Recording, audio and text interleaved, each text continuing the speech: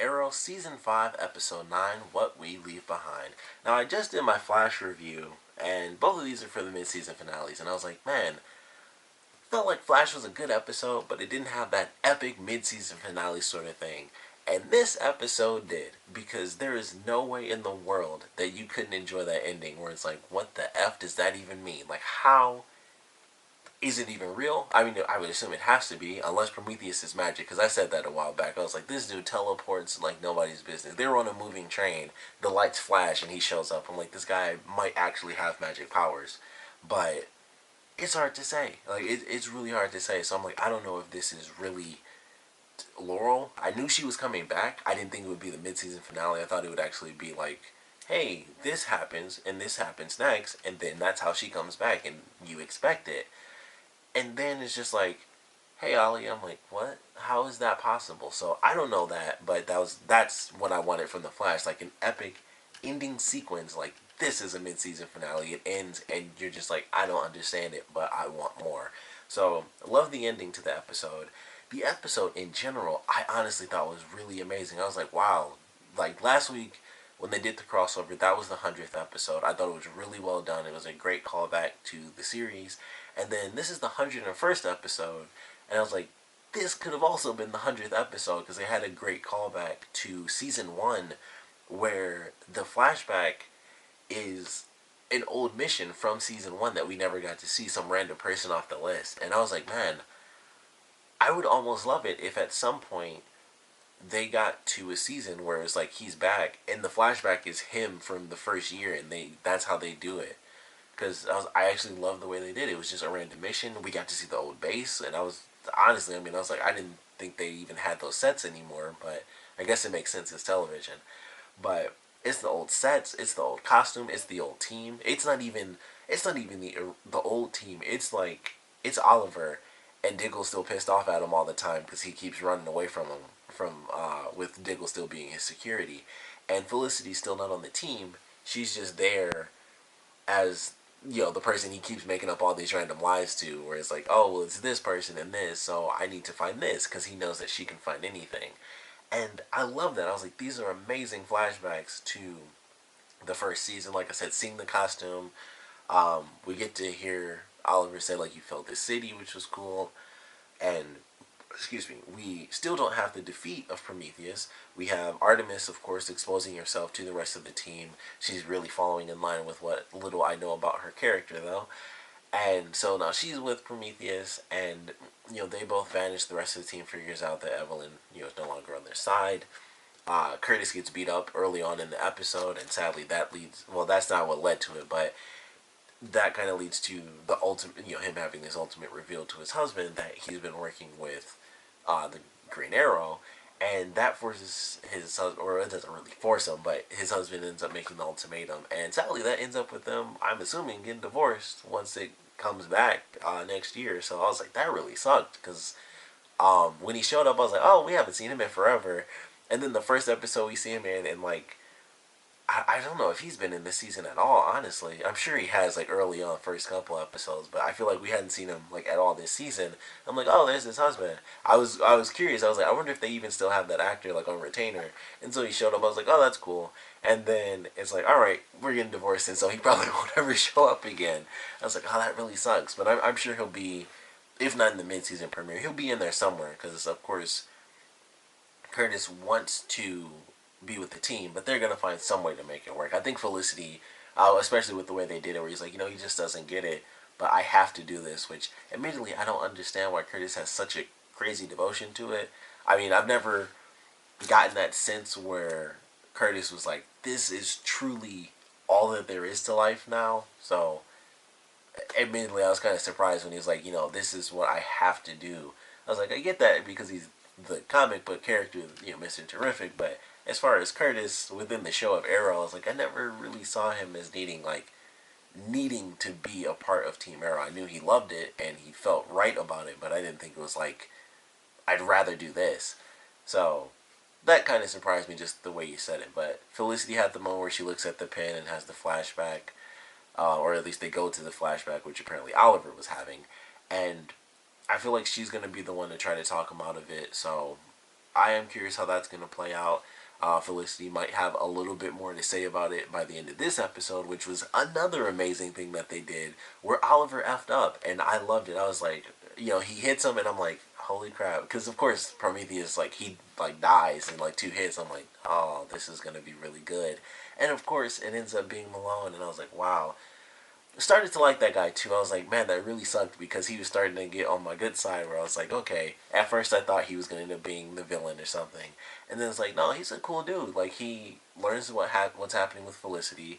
He was totally fine with it. He didn't tell Curtis's husband about like him knowing the secrets and everything. And I'm like, all right. I'm curious to see where his character actually goes now, and it's to death. Like that. That's it. So he's dead, or maybe not. Laurel came back. They even make a reference to that where Felicity's like, yeah, people we think are dead seem to come back like every Wednesday, which I also thought was a little joke because the show comes on Wednesdays. And it's like, oh, that's a nice little bit of foreshadowing, and then poof, here comes Laurel. So I don't know. It's really hard to say what the F is going on with any of this stuff. But I thought that was a phenomenal scene. Like, he kills him, and then he has to go back, and it's just like a sad scene because of course he went by himself. He's like, I caused this crazy thing. Like, I really feel like this was an amazing episode. Like this, like 100 and 101. Honestly, I'm probably going to go down to some of the best episodes this series has ever had because I think this was just really, really good. And it was really like right after the stuff with Evelyn. That's when I think it really picked up because I think before that it was fairly normal, and that was only like maybe the first 10 minutes of the episode. And heck, even before that, it wasn't that bad because they had the stuff with Curtis, like him getting attacked when the thing, the shuriken actually like hits his neck. I was like, holy crap, because I wasn't expecting it to be like that. And I thought because it was going straight, I thought it was going to cut him and kill his husband in that scene. But I was glad that didn't happen. That would have been an unbelievable scene if that's how that went. But even the start was pretty good. But then once they found out what was happening and they started doing the flashbacks and stuff, and Oliver's like, I have to do this on my own. And for whatever, this is the one dumb thing that was in this whole episode. For some freaking reason, everybody's like, oh, Oliver went after this guy. Maybe he actually didn't kill him. This dude's running around. He lost that much weight and gained 4 years on his life. He already had gray hair in the flashback. They thought this dude got super skinny and ripped and was flipping and kicking and shooting arrows and stuff. I'm like, that is the dumbest thing they could have possibly thought. I figured it was his son, though. As soon as he said, like, yeah, I killed him, I'm like, well, then it's his son. That was the first thing I thought. And I thought they'd have his son, like, in the flashbacks or something, because it was only 4 years. So I was like, okay. It's only 4 years. It could easily be his son. And, of course, that ends up being the answer. They find the picture, and it's like, oh, it's an illegitimate son. We don't know who it is, and this and that. So I guess that, like, really early on, like, well, it's probably his son, revenge thing. And that ends up being it. But, man, it did not matter. Like, knowing that, like, that didn't even make any difference. It was like, all right, yeah, he's doing the revenge thing. But the way he did it was the coolest way I think they've ever done it. I mean, honestly, this Prometheus I thought was okay. I was like, all right, Prometheus is cool, interesting villain. Thought it was even cooler. It was like, all right, Artemis is on his side, so that kicks it up a little notch. And then this episode happens, and I'm like, this dude is like right under Slade. Like, you can't beat Slade. It's almost the same thing too. Like that, maybe that's why I like it so much because it's a mental thing. It's like he goes to the old facility where he killed the dude's dad, and the guy has all these random bodies all over the freaking place in the exact same positions. Like, the guy's arm was in the same way, like, who he shot through the glass. And I was like, this is, like, the craziest thing I've ever seen in this show. It was so weird. And he set up this entire facility with a bunch of dead people just all over the ground. The glass shattered. The doors open the same way. The escalator thing where the people were dead in specific positions.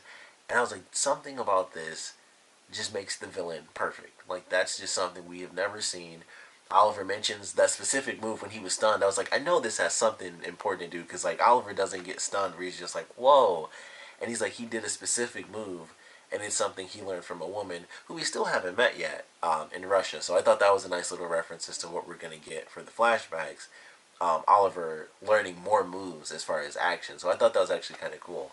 But he's like, this person, his illegitimate son, is coming after me for revenge, but he's also learned every single thing that I've learned, and has gone through like this crazy meticulous mode of revenge where he's placing people in the exact same positions as his father's bodyguards the day I killed his dad. So crazy stuff like that just made me love Prometheus beyond belief. I was like, I never would have thought that I would like the villain so much, and then it just surprised me. Like everything they did, I thought was so interesting and over the top, but like in the best way. So I love what they did with Prometheus. Um, I mean, Oliver screwing up, he killed somebody. We have epic flashbacks that were amazing. Um, I just thought it was all really good. They had little stuff in here like Oliver being with the reporter woman. Still curious how that's going to play out because she hasn't played the card. Like, oh, I know you weren't on the island that whole time. Hasn't played that card yet, so I'm still waiting for that to come up. So I'm actually excited for that as well. But I thought this was a phenomenal episode. It was a great mid-season finale. Even if you hated the episode, I don't think you could hate the ending. Like I said, Laurel just poof, she's back.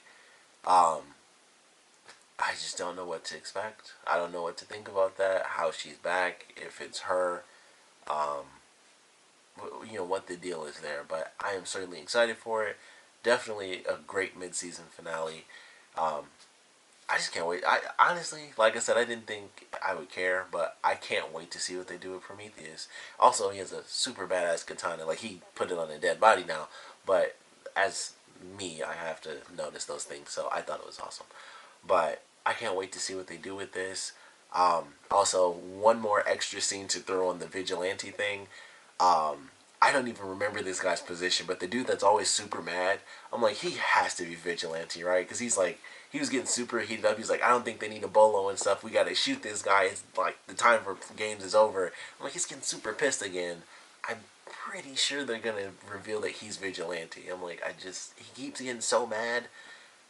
He's got to be, right? Like, it's just hard to say. I mean, maybe he's Prometheus. I doubt it because I feel like he would have done something in the position that he was already in.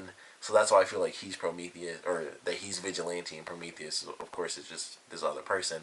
But it could be the reveal that that dude is actually Prometheus. I just feel like because of his character, he's Vigilante, and then Prometheus will just be like a random person. Maybe that person will show up in the flashbacks. Maybe that'll be the case for that character, and Oliver won't realize it at the time, but they grew up. Maybe they were in Russia at the same time, and it's like, oh, because somebody figured out. The dude from Legends of Tomorrow, he was like, oh, I'm not an idiot. You showed up, and then the arrow showed up. So if he's smart enough to figure that out, then I'm sure someone else was able to figure that out, especially if they were training with Oliver, and they were just this random nobody kid at the time. So I don't know. That could be the case. There's a couple of possibilities, but I still think that dude's vigilante. Just he gets so mad at all the bad guys. I'm like, he's weird. Something's up with that guy. So I don't know if he'll end up being the main villain, but I think it's a safe bet to say that that guy is definitely a vigilante, just because of the way that he's always acting. But thought it was a great episode, of course. Definitely want to know what you guys thought about it. So please comment below. Let me know your favorite parts, your least favorite parts, and naturally, I have to ask, how is Laurel back? What are your theories on that? Are you excited? Not excited? I know Laurel had a weird thing. Like in the beginning of the series, everybody hated her, but I think everyone grew to really love her, and now a lot of people actually miss the fact that she was, Black Canary.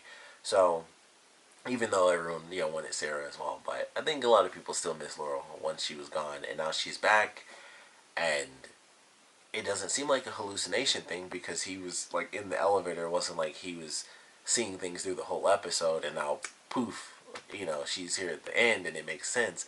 This was like poof, she's only here at the end, and this doesn't make sense. So it's hard to say what's going on. I knew she was coming back. I just thought it would be in a more predictable manner, not just here she is and she might be alive. This could be someone else.